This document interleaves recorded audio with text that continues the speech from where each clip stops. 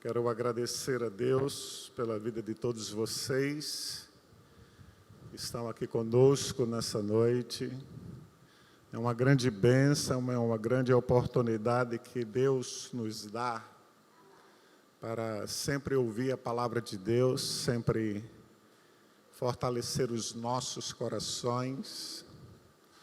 Sabemos dos intempéries da vida, né? A vida hoje está assim, cheio de surpresas. Então, por isso que quanto mais nós nos fortalecemos no Senhor e na força do seu poder, mais estaremos preparados, né, para essas surpresas da vida. Então, você que está aqui conosco nessa noite, né, é um grande privilégio que Deus nos dá e que a palavra de Deus, ela vá ao encontro, né, das nossas necessidades, vá de encontro àquilo que nós precisamos mudar, melhorar, todos nós precisamos. Então, a palavra de Deus tem essa suficiência, tem esse poder. A partir do momento que a gente se entrega mesmo à palavra de Deus e deixa que ela tenha a ação completa na nossa vida. Vamos abrir nossas Bíblias no livro de Hebreus, capítulo 12. Livro de Hebreus, capítulo 12, a leitura a partir do versículo 14. Hebreus, capítulo 12, a partir do versículo 14.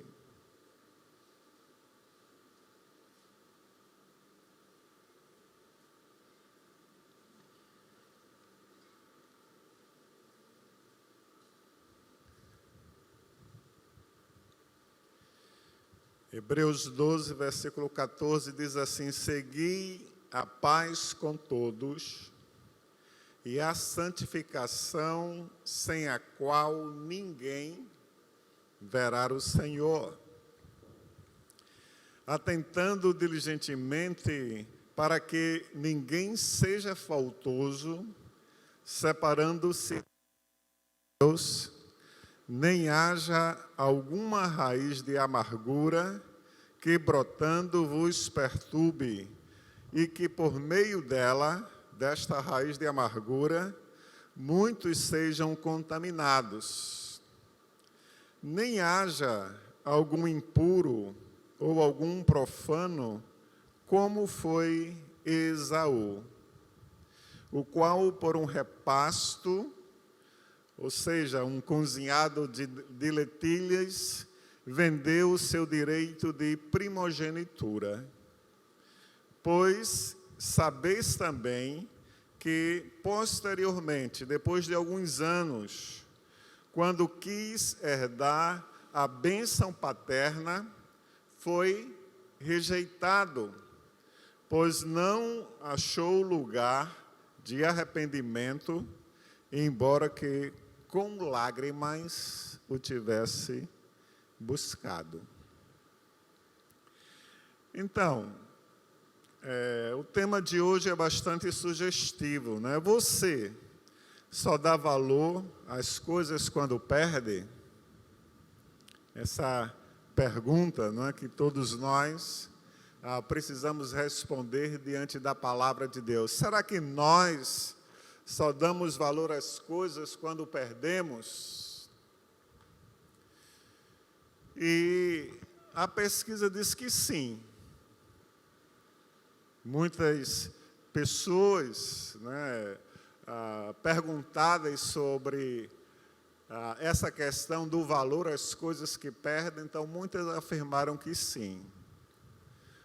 Se eu tivesse me esforçado um pouco mais, se eu tivesse me capacitado um pouco mais, eu não perderia aquela oportunidade. Aquele emprego com uma renda melhor, com uma sustentabilidade melhor, eu não consegui, porque quando era para ter oportunidade para me qualificar, para me capacitar melhor, então eu não fiz isso. Então, durante a nossa vida, nós vamos somando uma série de coisas que poderiam ser assim diferentes e que a gente sabe depois o quanto foi custoso para nós, né? O quanto custou até sentimentalmente para nós perdermos algo que nós talvez almejaríamos estar ali, não é? E quando estava pensando nesse tema, pensei exatamente como Esaú. Esaú aqui é o personagem central desse texto, versículos 16 e 17. A Bíblia fala assim da história dessa família, certo? Esaú era filho de Isaque e de Rebeca, não é? E desta geração nasceu justamente os dois filhos que eram gêmeos, Esaú e Jacó.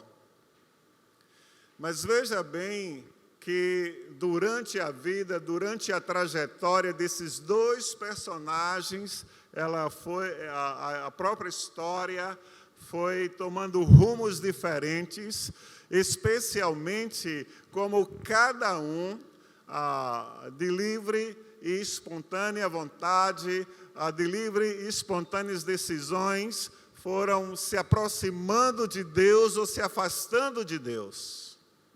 Porque esse realmente é o grande referencial da nossa vida.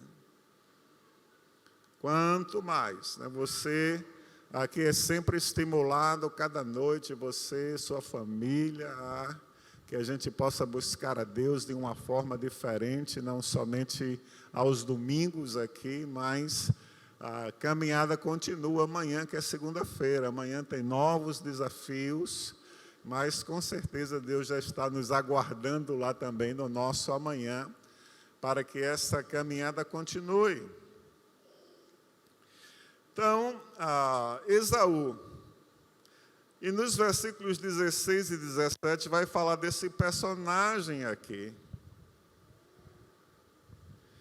Quando diz, nem haja algum impuro ou profano como foi Esaú, o qual por um cunziado de lentilhas vendeu o seu direito de primogenitura. Pois sabeis também que, posteriormente, querendo herdar a bênção paterna, foi rejeitado, pois não achou lugar de arrependimento na vida de Esaú, embora que com lágrimas ele tivesse buscado. Então, há um ditado, né, que esse ditado é mineiro, né? Não se pode chorar mais o leite derramado. Não se pode ir atrás, às vezes, da oportunidade que passou. Alguém já definiu a questão da oportunidade como uma figura bonita pela frente, com o cabelo cheio de tranças, onde, quanto a oportunidade está de frente para nós, nós temos toda a condição de pegar, ela é muito pegajosa, você bastou encostar, então cola em você. Mas dizem que por trás a oportunidade é careca, oleosa, escorregadia. Passou a oportunidade e você vai querer pegar e não consegue mais.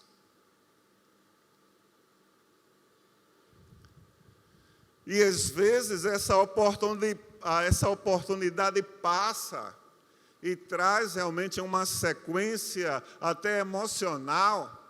Né? Nós vamos chorar, nós vamos lembrar. Talvez alguns vão ainda viver uma oportunidade que já passou há muito tempo.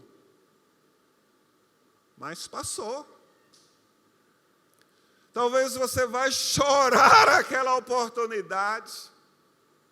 Mas como o próprio texto diz aqui em relação a Esaú, Esaú passou a oportunidade. Nem com arrependimento, nem com lágrimas você conseguiu reverter o quadro da sua decisão e da sua escolha. Então, a Bíblia foi escrita, ela tem um versículo que diz exatamente para isso, para o nosso aprendizado, a Bíblia foi escrita. Para que nós tomemos conhecimento desses ensinamentos de Deus e analisemos e nos coloquemos, né, diante desses ensinamentos e veja como está sendo realmente a nossa reação, para que a base das nossas escolhas, a nossa caminhada seja cada vez mais fortalecida, cada vez mais próxima de Deus. E como sempre, né, a gente sempre tem 3 lições a aprender disso aí. Veja bem que a Bíblia diz, materialmente falando, que Esaú foi, digamos assim, alguém que teve uma certa abrangência. Ele constituiu um povo. Ele gerou um povo chamado Edonitas. Tá certo? Mas esse conceito de Edonitas vem a derivação da palavra hedonismo, que na nossa sociedade pós-moderna quer dizer as pessoas ligadas ao materialismo, as pessoas ligadas somente às coisas que são deste planeta aqui. E dentre essa ligação é mais forte, no sentido de dizer todo investimento que nós devemos fazer é aqui, porque depois da morte ninguém sabe o que vai acontecer, é uma incógnita. Então, por isso que todo esforço, toda dedicação, tudo que você puder fazer, invista nesse mundo material. É uma visão totalmente materialista, por isso que é chamado de hedonista, certo? E isso vem justamente desse conceito baseado na experiência de Esaú. Esaú não conhecia esse termo, hedonismo, como nós conhecemos hoje, mas ele tinha realmente atitudes dessa maneira. E a Bíblia diz claramente, com isso vem já a nossa segunda lição, né? A primeira lição é essa, é saber que de Esaú, ele gerou um povo chamado Edonitas, e de Edonitas vem a palavra hedonismo, que significa uma visão muito material, uma visão só ligado a este mundo. E você encontra diversas pessoas assim. Se você compartilha com ela a sua experiência de salvação, a sua experiência com Jesus, esse grupo, ele vai dizer, não, você pensa dessa forma, eu continuo pensando desta forma aqui. E dentro desse hedonismo ainda falando, Esaú, a gente pode até dizer que ele conseguiu algumas conquistas materiais. Naquele encontro do seu irmão, quando ele passa mais de 20 anos separados, e Jacó vem com as suas famílias, vem com tudo que ele amealhou, aquele período que ele conviveu com Labão, e a Bíblia relata que, por outro lado, vinha Esaú e mais 400 homens. E Jacó teme, e Jacó separa um presente para o seu irmão, quando tem aquele encontro, alguém que tem 400 homens ao seu comando, é alguém que tem uma certa prosperidade nesse campo materialista falado. Mas não somente isso, porque o próprio Esaú chega para Jacó e disse: meu irmão, eu já tenho mais do que o suficiente. Eu não preciso desse presente que você está me dando, pode ficar com você. E Jacó insiste e diz: eu achei graça diante dos teus olhos que você aceite o meu presente e tudo mais. Então, ou seja, às vezes essa questão do enriquecimento material não quer dizer, e na maioria, digamos assim, desse enriquecimento não quer dizer a bênção de Deus, que Deus abençoou aquela prosperidade ali. Por exemplo, você acha que Deus abençoa os traficantes de arma, de drogas, de jovens, né?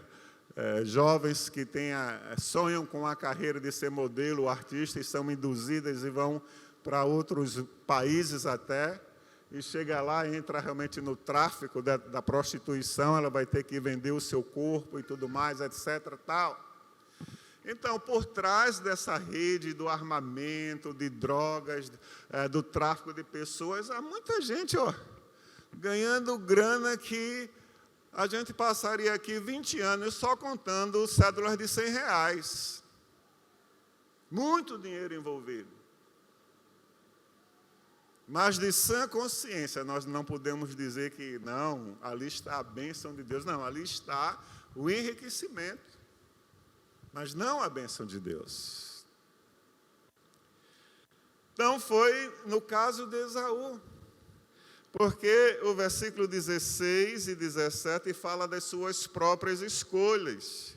E veja bem que diz aqui a exortação: olha, não seja impuro, não seja profano como Esaú, o qual, por um prato de comida, como é relatado lá em Gênesis, ele era caçador, ele gostava da caça, ele passava vários dias fora da sua casa, e num determinado dia, ele chegou com muita fome, talvez alguns dias sem comer, e Jacó tinha feito lá um cozinhado de lentilhas, etc., tal, e ele disse: dá-me um pouco aí desse ensopado.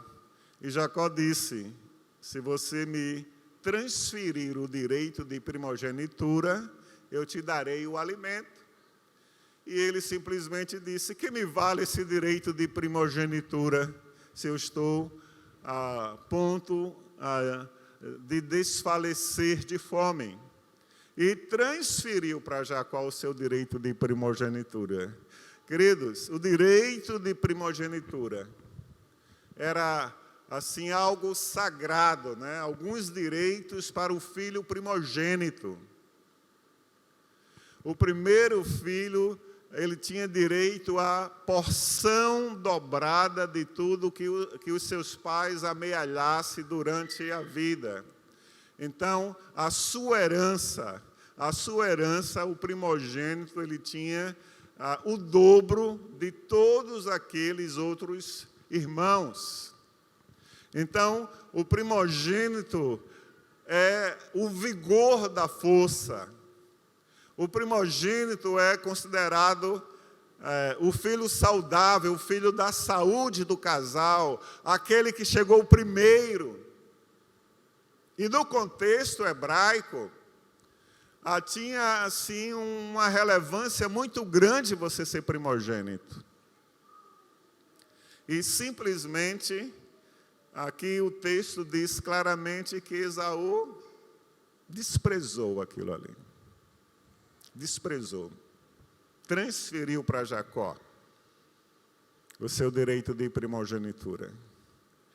Queridos, o hedonismo, às vezes, entra dentro do nosso pensamento, da nossa caminhada com Deus também. E se nós não tivermos assim aqueles cuidados, aquelas prevenções, a gente vai se deixando levar, e daqui a pouco nós estamos tratando as coisas de Deus de uma forma diferente, não tendo aquela importância que é falado, é nos ensinado na Bíblia em relação às coisas de Deus. Aquele primeiro lugar, a gente vai assim, achando que tudo é normal. O meu esfriamento é normal. O meu descompromisso também é normal. Eu faço a obra de Deus quando quiser fazer. Eu contribuo quando quiser, tudo é quando quiser, tudo é quando quiser, tudo é quando quiser. E nada como Deus quer. E nós trazemos muito esse pensamento para nós. Mas aconteceu algo na vida de Esaú. Mais na frente, passaram-se um bom tempo. E quando seu pai já estava na velhice, aí vem, digamos assim, o segundo ápice, né? A segunda coisa máxima na vida que poderia acontecer de um filho, que é justamente a bênção paterna. Quando você chegar em casa, você abre no livro de Gênesis, capítulo 27, dos versículos 30 a 40, que você vai encontrar essa bênção paterna ali. Era uma bênção especial. E Jacó, ajudado, né, por sua mãe, ele veste a roupa de Esaú, ela coloca uns pelos, porque Esaú era peludo e tudo mais, ele vai lá e ele recebe o melhor da bênção paterna. O melhor. Tudo que era reservado de melhor para a bênção paterna, Isaac transfere para Jacó. E depois de algum tempo, chega Esaú, faz o seu preparo lá saboroso, e chega dentro do pai e diz: pai, agora você me dá a bênção paterna que eu tanto preciso. E Isaac quase tem lá um choque, né, na cama, porque não tinha realmente mais nada para Esaú. Nada, né, daquela melhor da bênção. E o que é que nós aprendemos com isso, meu querido? Deus, nosso Pai, Ele tem sempre, eu digo sempre, Deus sempre tem o melhor para todos nós. Deus sempre tem. Mas se Deus tem sempre o melhor para a minha vida, por que eu nem sempre tenho o melhor? E uma das razões pode ser esse relativismo que nós tratamos Deus. Essa questão de dizer, não é? Talvez você não faça, talvez você não diga, mas em determinadas ações deixa transparecer claramente que Deus não tem o primeiro lugar na nossa vida, na vida da nossa família. Em primeiro lugar vem uma série de coisas e, se sobrar alguma coisa, então eu coloco Deus aí nessa história. Então, o pensamento de Esaú foi esse. E em dois momentos muito oportunos da sua vida, a herdar a primogenitura, ele repassa para o irmão. No final, a bênção paterna, que era uma bênção extremamente oportuna, ele deixou de ser abençoado. E a partir daí diz o texto: pois não achou lugar de arrependimento, embora que com lágrimas tivesse buscado. Só restou naquele momento para Esaú o choro. E às vezes, queridos, o choro na nossa vida vem quando a gente está, pode até dizer no bom cearês, né? Levando a vida com Deus a meia boca chamado.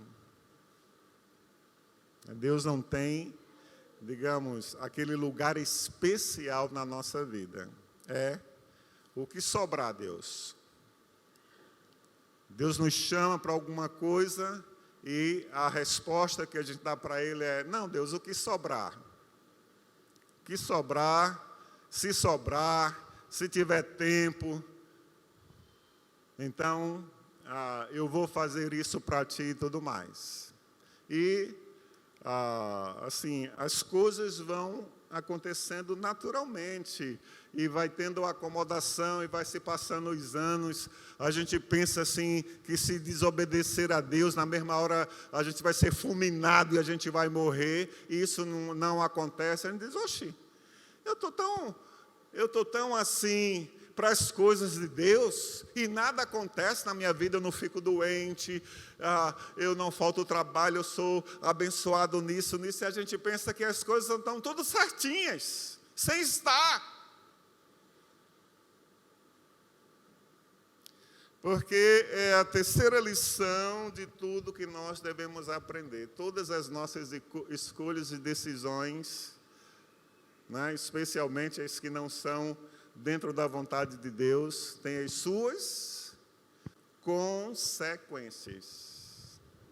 Nada acontece por acaso, meu querido. Nada acontece por acaso.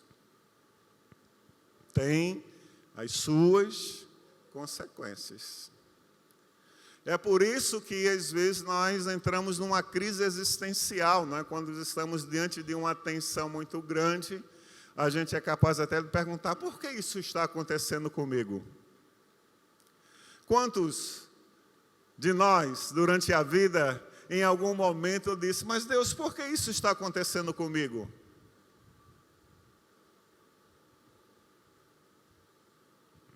E às vezes, e naquele momento, a gente vai refletir e a gente vai até dar valor às coisas que nós perdemos. A gente vai dizer: é mesmo, né, Senhor?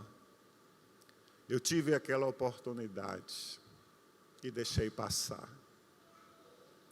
Eu tive aquele tempo onde foi o tempo do melhor vigor da minha vida e eu deixei passar.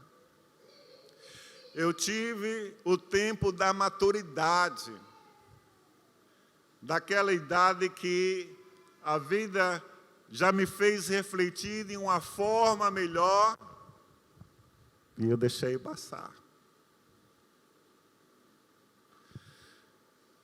A grande lição, né, que nós queremos aprender nessa noite é essa, né? Não dá valor, ou não só ter valor as coisas para nós quando perdemos. O valor está, como nós sempre dizemos, e a gente sempre tem que relembrar, eu tenho que relembrar isso quase que todos os dias, nós temos que relembrar isso todos os dias. O valor está quando nós estamos exatamente dentro do propósito de Deus para as nossas vidas.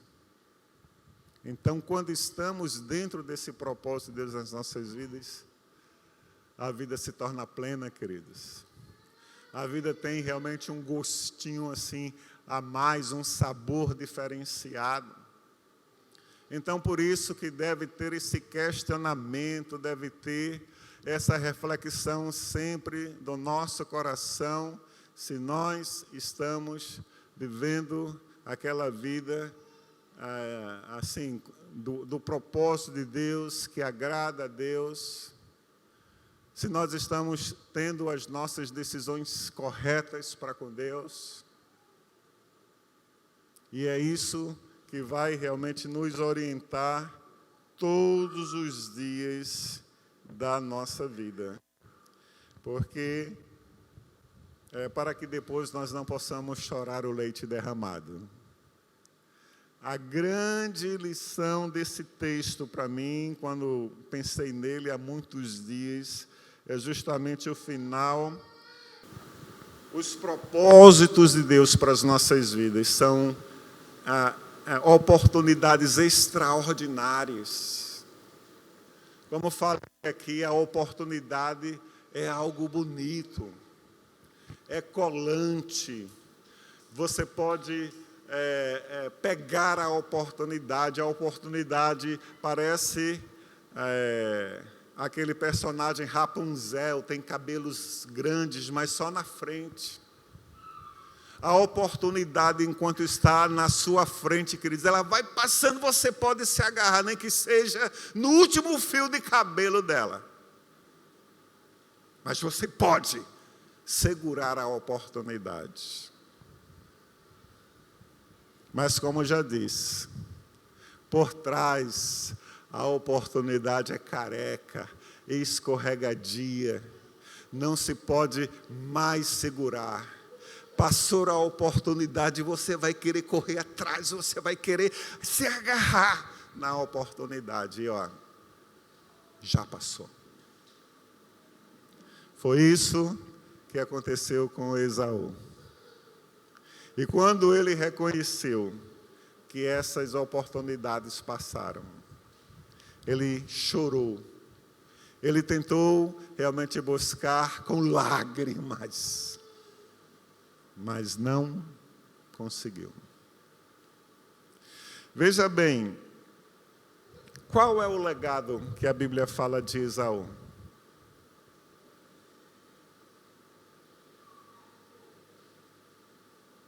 Você sabe? Eu não sei qual é o legado. Gênesis conta a história dele e depois Esaú vai para a galeria do esquecimento. Qual é o legado de Jacó, seu irmão? Jacó foi considerado um dos 3 patriarcas, né? Abraão, Isaque, Jacó. Ele é o Deus de Abraão, Isaque, Jacó. E durante toda a história, desde o Velho Testamento até o Novo Testamento, sempre vai ser lembrado Abraão, Isaque, Jacó. Quem poderia estar no local de Jacó? Esaú. Poderia ser Abraão, Isaque, Esaú. Por que não foi Esaú? Porque as suas decisões foram decisões que não agradaram a Deus. Porque as suas oportunidades ele desprezou. Desprezou as oportunidades. E quando elas passaram, ele tentou se agarrar desesperadamente. Ele chorou. Mas nada aconteceu com ele. Então, que o Espírito Santo possa ter falado aos nossos corações nessa noite, para que a gente possa aproveitar e viver esses grandes projetos que Deus tem para a nossa vida. Deus tem projetos pessoais para você, Deus tem projetos para toda a nossa família, Deus tem projeto coletivo para a primeira Igreja Batista em Maranguape, que é a família das famílias. E nessa caminhada com Deus, queridos, nós com certeza iremos construir juntos muitas coisas para a glória de Deus.